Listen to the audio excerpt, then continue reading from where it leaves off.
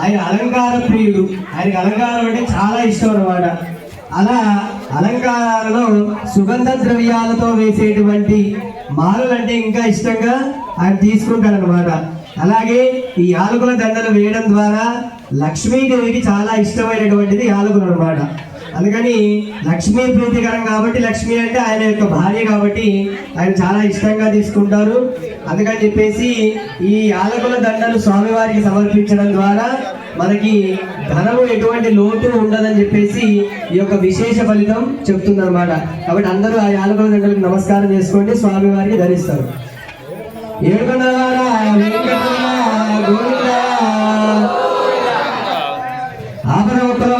అనాథరక్షక గోవింద.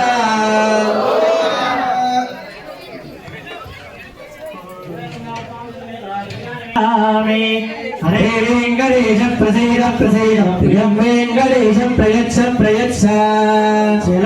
పద్మావతి సమేత శ్రీ ప్రసన్న వెంకటేశ్వర స్వామినే నమో నమః. ధ్యాయామి ధ్యానం సమర్పయామి, ఆవాహయామి ఆవాహనం సమర్పయామి. నవరత్నదేవ సింహాసనం పుష్పాక్షరాన్ సమర్పయామి. పద్మావతి సమేత ప్రసన్న వెంకటేశ్వర స్వామినే నమః. పాదయోః పాద్యం సమర్పయామి. హస్తయోర్ఘ్నో సమర్పయామి. శుద్ధ ఆదవనేయం సమర్పయామి.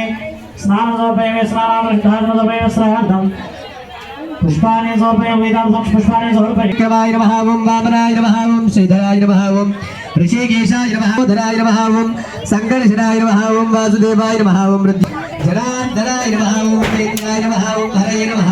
ఓం శ్రీకృష్ణాయ నమః. ఓం శ్రీకృష్ణ పరబ్రహ్మణే నమః. శ్రీ అలివేలు మంగాపద్మావతి సమేత ప్రసన్న వెంకటేశ్వర స్వామినే నమః. నానావిధ పరిమళ పత్ర పుష్పాగ్ని.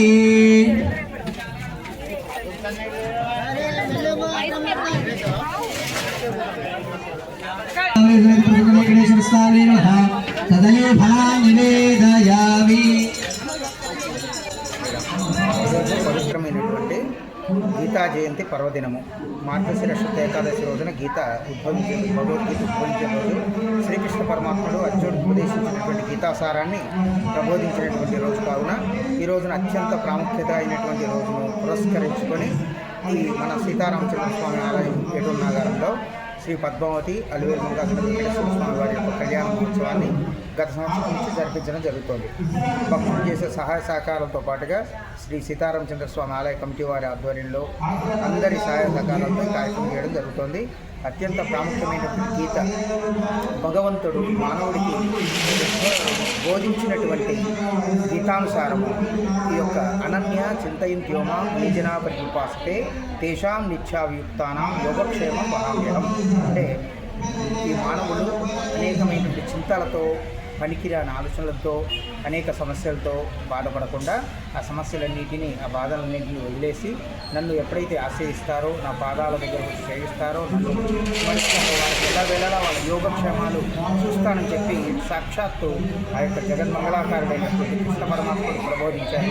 ఆ గీతానుసారం ప్రకారంగా, ఆ భగవద్గీత ఉపదేశసారంగా ఈ యొక్క కార్యక్రమాలలో ఆధ్యాత్మికత పెంపొందించడం కోసం, మన సనాతన ధర్మాన్ని పెంపొందింపజేయడం కోసం, దాన్ని కాపాడుకుంటూ దాన్ని అందరికీ కూడా అన్ని అర్థమయ్యేటట్టుగా వివరించడం కోసం ఒక్కొక్క రీతిగా కార్యక్రమం జరిపిస్తూ ఉంటారు. ఇందులో భాగంగా ఈ యొక్క కళ్యాణాన్ని చేయించడం జరిగింది. ఇదే గీతా జయంతిలో కూడా కార్యక్రమాలు జరిపించేట్టుగా భగవద్గీత యొక్క పఠన గ్రంథాలకు పూజలు జరిపించి, కృష్ణుడికి పూజ కార్యక్రమాలు చేయించి, ఆ రథోత్సవం చేసి ఈ కార్యక్రమాలు కూడా జరిపించడం ఆనవాయితీగా ఉంటుంది. ఆ కార్యక్రమాలతో అన్ని కాకుండా కళ్యాణ మహోత్సవం, ఎక్కడికో తిరుపతి వెళ్ళి కళ్యాణ మహోత్సవాలు జరిపించుకుంటూ అవి చేసేవారు అందరికీ అవకాశాలు దొరకవు. కాబట్టి వారి యొక్క ఆలోచనలకు, వారి యొక్క పరిధికి, వాళ్ళ యొక్క భక్తికి అనుకూలంగా దగ్గర అవ్వడం కోసం గ్రామాలయంలో ఎట్లయితే దగ్గరైందో అలాగే వెంకటేశ్వర స్వామి యొక్క ఆరాధనను, ఆయన యొక్క ఆధ్యాత్మికతను దగ్గర చేయడం కోసం ఈ సంకల్పం తీసుకోవడం జరిగింది.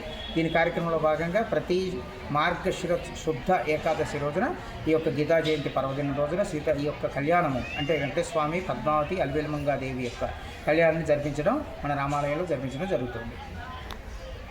ముఖ్యంగా భక్తుల సహాయ సహకారాలు, అడిగిన తోడనే భక్తులందరూ కూడా తమకు తోచిన రీతిలో ధనము, ద్రవ్యము, వస్తువుపైన అనేక రీతిలో వారు కమిటీ వారికి, ఆలయ కమిటీ వారికి సహకరించడంతో ఆ యొక్క సహాయ సహకారాలను తీసుకొని ఈ కళ్యాణ మహోత్సవం జరిపిస్తూ అన్నప్రసాద వితరణ, మహాన్నదాన ప్రసాద వితరణ కూడా జరపబడుతోంది.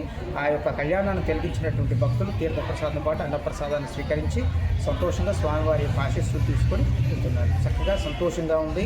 ఈ కార్యక్రమం ఎల్లవెల్లా జరగాలని అందరం కోరుకున్నాం. జై శ్రీరామ్, జై జై శ్రీరామ్.